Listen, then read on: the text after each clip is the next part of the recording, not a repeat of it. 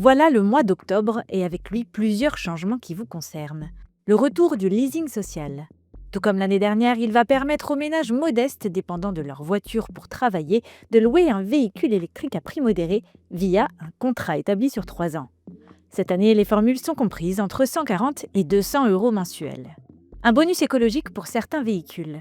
Il s'agit d'une prime complémentaire exceptionnelle de 1 000 euros octroyée si le véhicule a été assemblé en Europe et est doté d'une batterie européenne.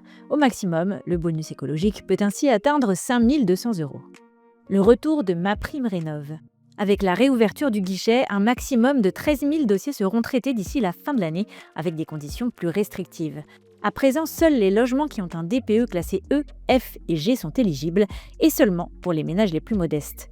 Le plafond du coût des travaux est également passé de 70 000 à 40 000 euros. Un éco-score pour les vêtements.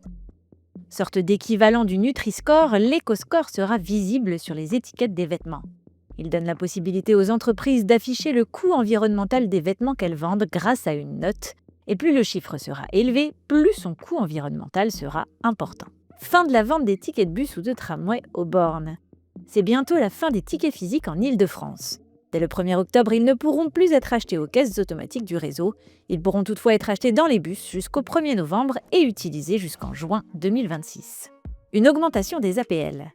Les aides personnalisées au logement sont revalorisées. En revanche, après une hausse de 3,26% en 2024, l'augmentation ne sera que de 1,04% cette année.